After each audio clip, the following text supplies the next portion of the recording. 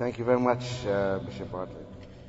Uh, it's good to see all of you here on Saturday morning when many people would just stay home and rest and be with their family. The fact that you are willing to come out here and discuss this very troubling, contentious issue, I think is a wonderful thing. For those of you who have been following in any way the Israeli-Palestinian conflict, you must realize that we are now at a major turning point.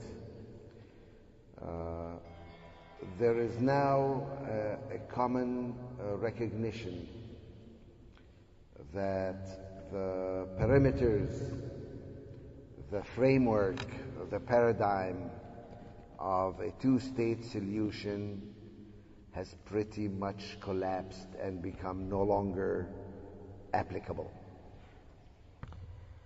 Now, I don't say this lightly, because for many years, for several decades in fact, almost everybody who has been involved in any positive, constructive way, who cared about peace and justice, who cared about both sides rather than totally one side, pretty much thought that the two-state solution was a realistic, pragmatic, effective way to deal with it. May not be perfect, may not be a very principled position, but it allowed both sides to maintain pretty much their ideological, national positions without totally negating the others. You just geographically limited your claims or your goals to one portion of the disputed country, and it reflected more or less the balance of power at the time in 1967 between the State of Israel and the Palestinian people and the Arab world for that matter. So it made sense. It was a pragmatic solution. And initially it was, of course, opposed by a lot of people in both communities, but eventually it became the accepted norm. The biggest problem for the two-state solution was, of course, that Israel, all Israeli governments, right or left, while continuing to speak the language of two states, were very busy undermining its very essence. Because a two-state solution presumes that there's going to be a Palestinian state in the occupied territories. So when you start moving civilians into these places, and you start building settlements, and you start settling people in a permanent way, not just temporary military necessity, but, homes and kindergartens and wash lines and swimming pools and graveyards and the entire structure of community, you're basically saying we're not leaving. This is all ours. And this has continued, not just the physical moving of population and the building of settlements, but the creation of such an extensive infrastructure of roads that connect these settlements together and connect them to Israel, of laws and regulations that apply to settlers that did not apply to the Arab population. And by the way, those settlements were Jewish settlements. They were not Israeli settlements. Israeli Arabs, who are 20% of the population, cannot come and live in those settlements. But Jews from anywhere in the world can and do.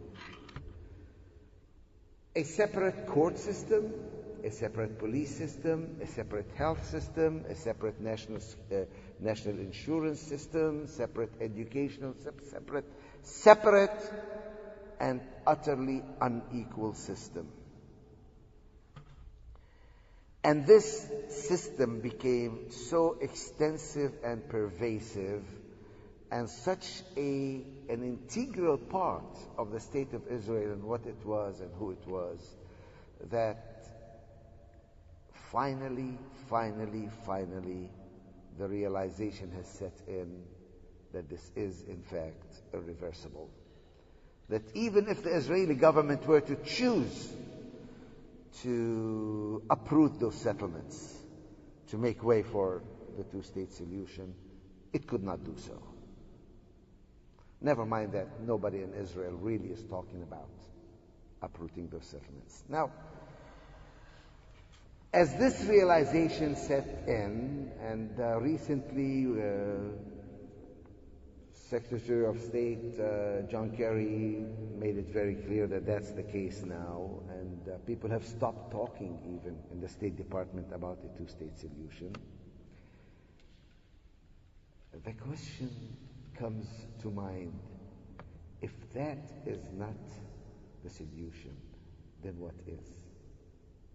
If we abandon that vision, that dream, that grand compromise, then what are we left with?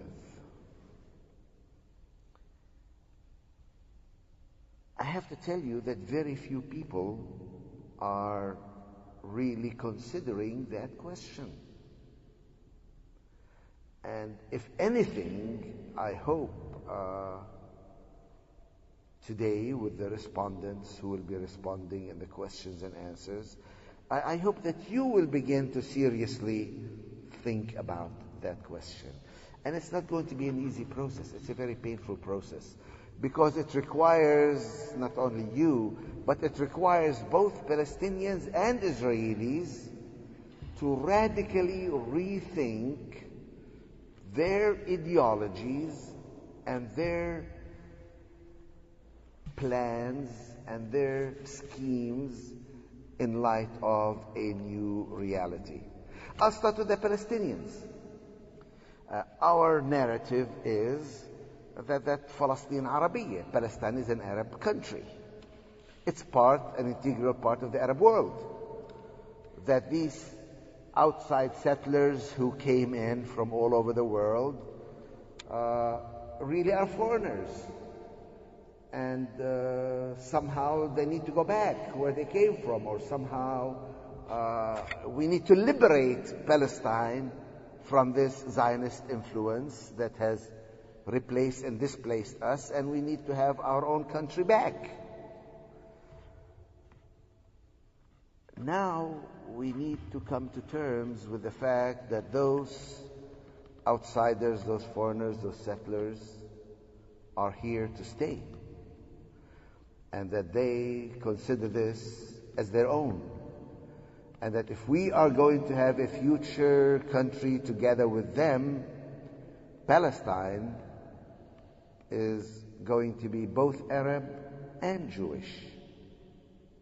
What does that mean for Palestinian nationalism? What does that mean for our position in the Arab world? Who really are we? Can we be in the same country as all those foreigners and still consider them compatriots, fellow citizens? Can the country be both ours and theirs at the same time? It's a serious question that we haven't had to think about for a long time, because we were still expecting a Palestinian state and part of Palestine, which now it's very clear is not going to happen.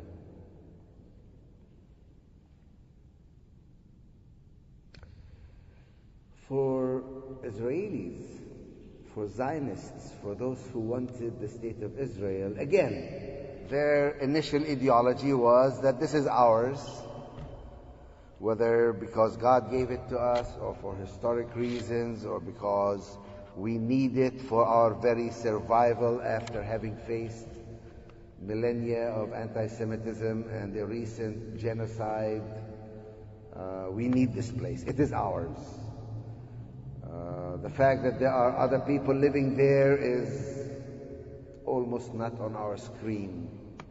Either they have to be spirited away to other countries or pushed out or subjugated or somehow marginalized, because Israel is a Jewish state and needs to be a Jewish state.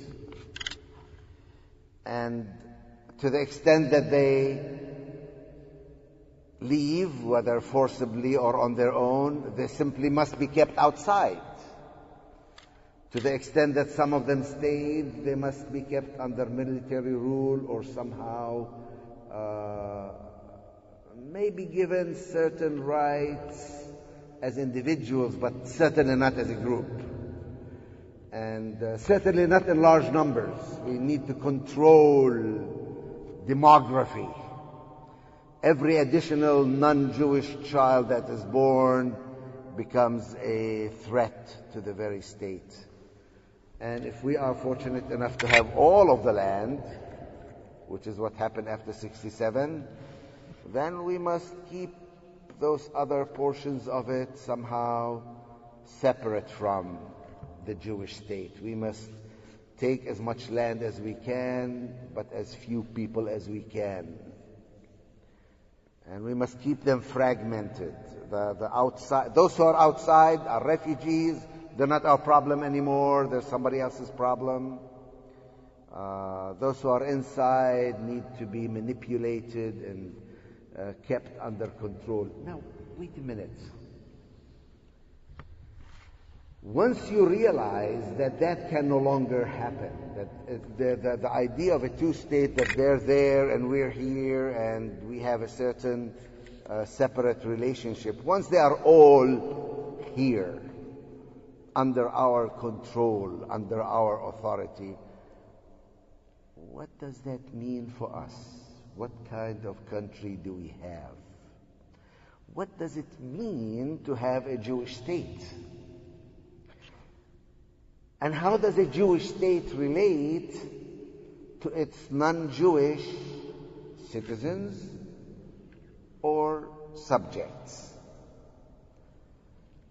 At the time, in 1948, nobody questioned the need for a Jewish homeland, which quickly moved into a Jewish state. What does that mean? How can you have a Jewish state without necessarily discriminating against non-Jews, especially if they are already there and they think of it as their home? Now, these questions, what is a Jewish state? What is Zionism? What kind of state do we have?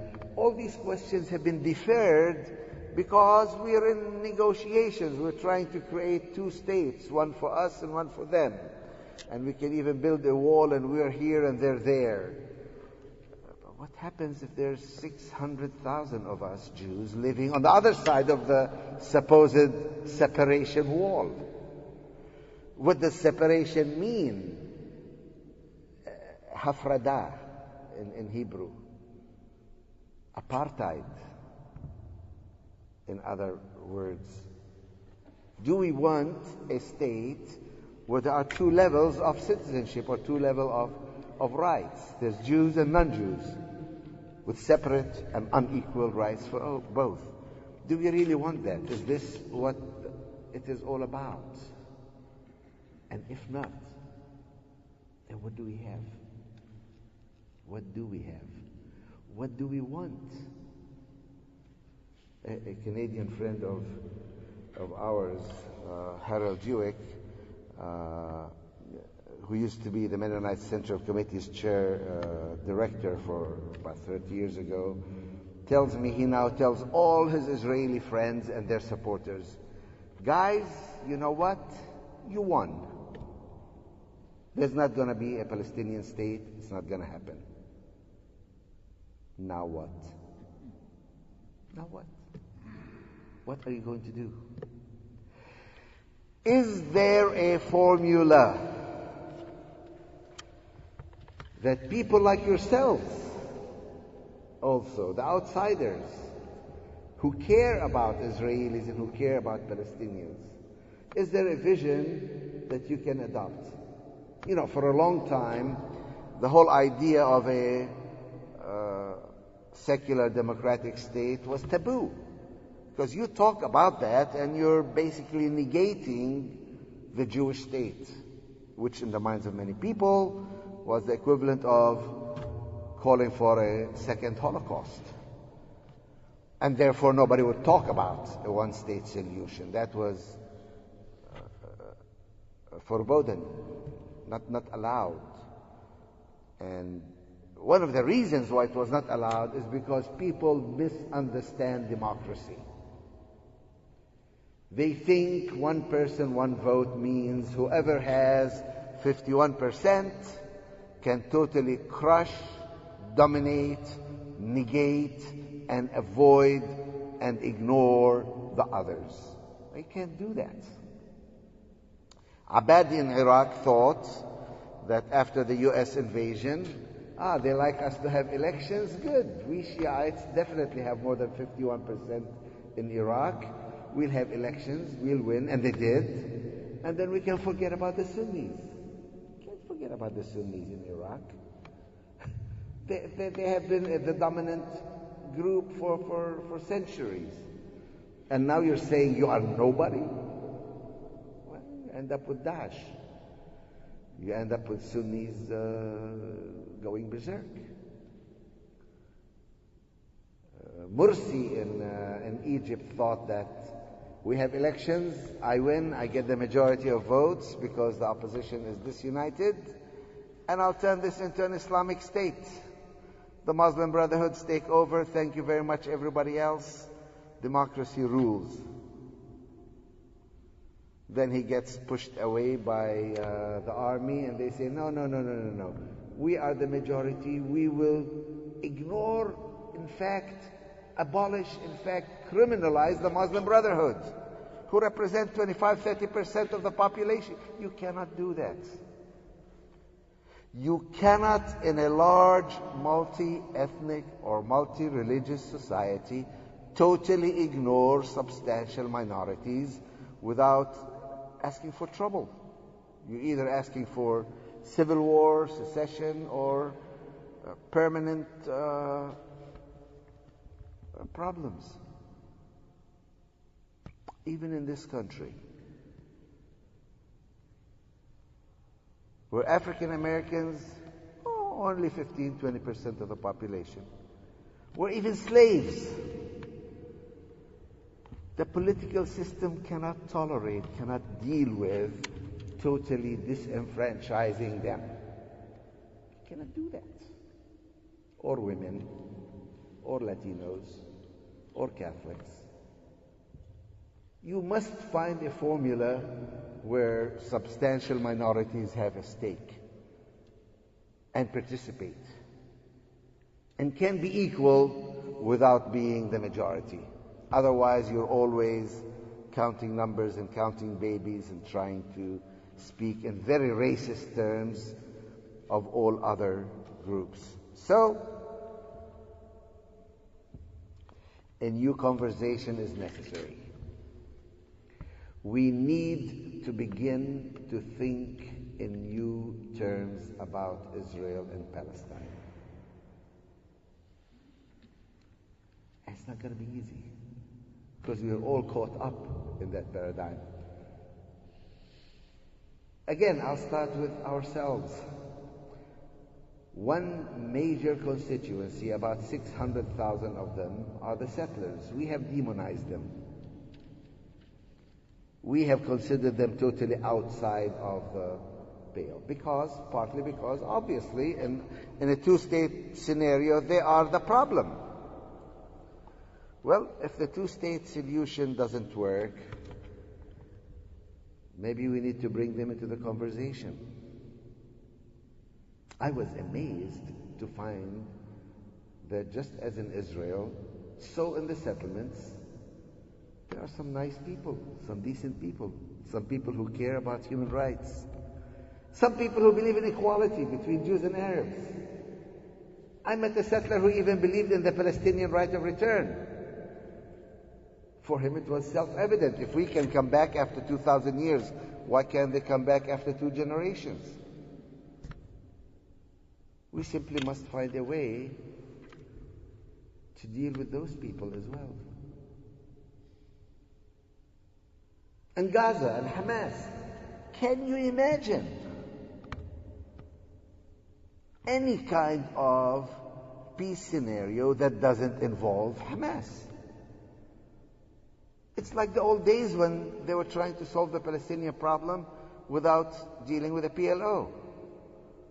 It has now been criminalized, just like it was, to even have any contacts with Hamas. Now, I'm not a Hamas member, obviously. I'm a Christian to begin with. But they need to be brought into the political process. They need to be met with, they need to be talked to, they need to be engaged and brought into the equation. You cannot have people in Hamas be outside of the conversation. You cannot tolerate a situation like the one that exists in Gaza today. Close to 2 million people crammed into tight quarters where their borders are utterly and totally and completely controlled at gunpoint. Nobody can come in, nobody can come out. They can't get access to electricity, water. 90% of their water is terrible, is undrinkable. If a Gaza family wants to spend its money on bottled clean water, it has to spend about 1/3 of its income on water alone.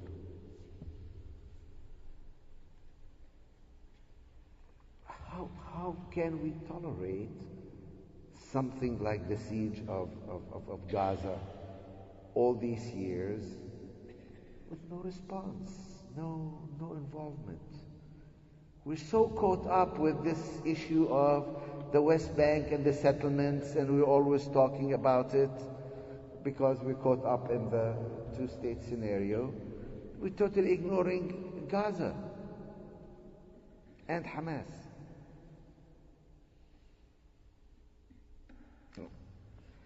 I admit this is not an easy conversation, but we need to start having it.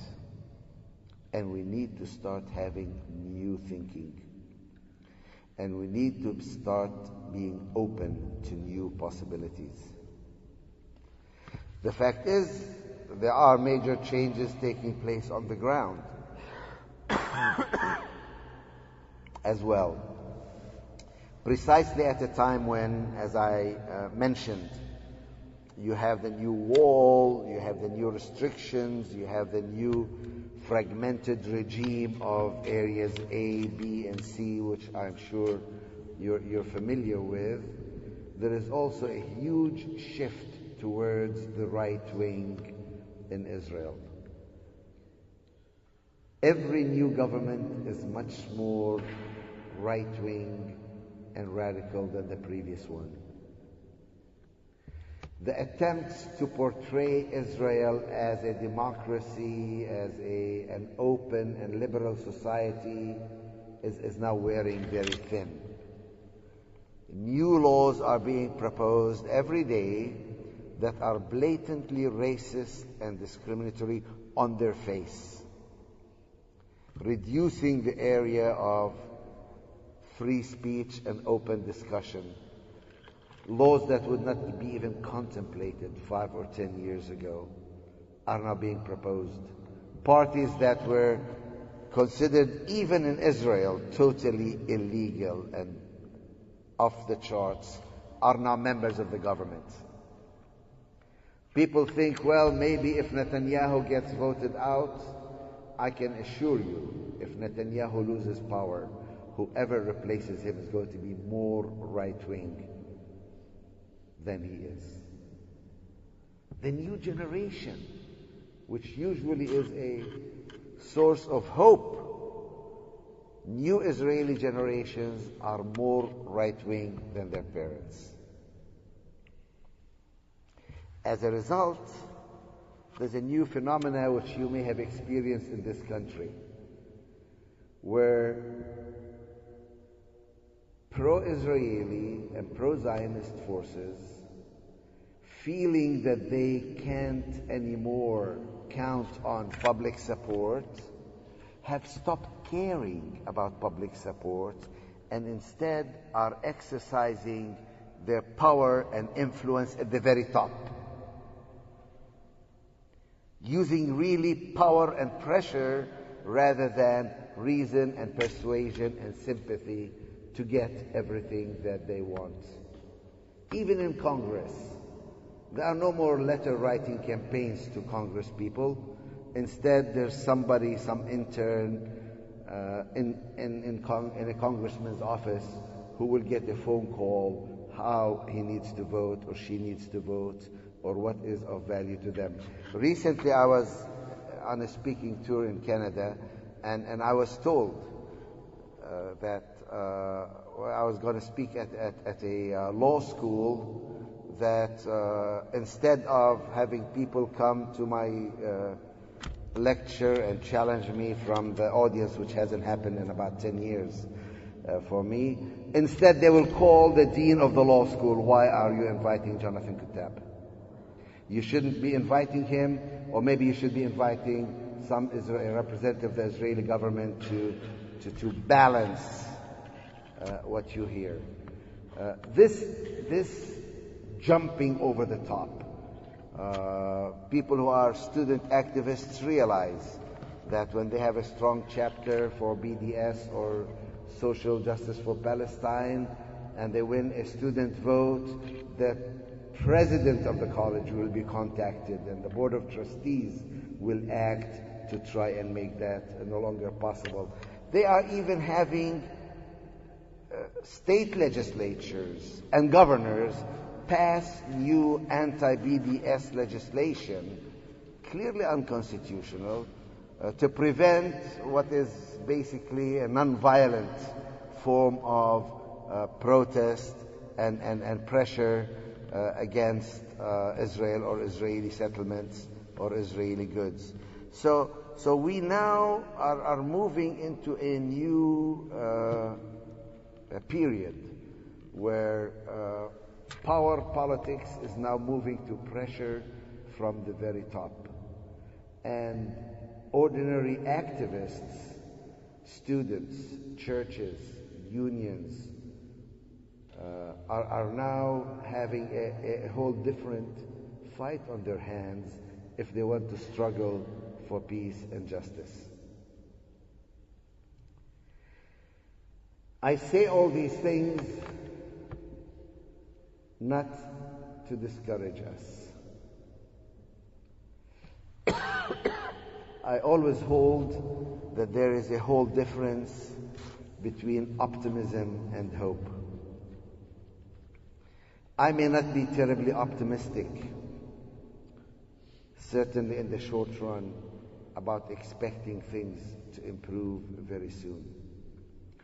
But I am full of hope, because I know that the arc of history, however long, bends towards justice, as Martin Luther King Jr. used to say. That the struggle for peace, justice, reconciliation, and a better future is ultimately going to win. It's not going to be easy, and it's not going to be painless.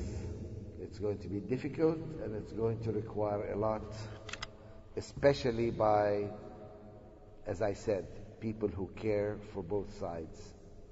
But that conversation needs to start, and needs to start soon. Thank you very much.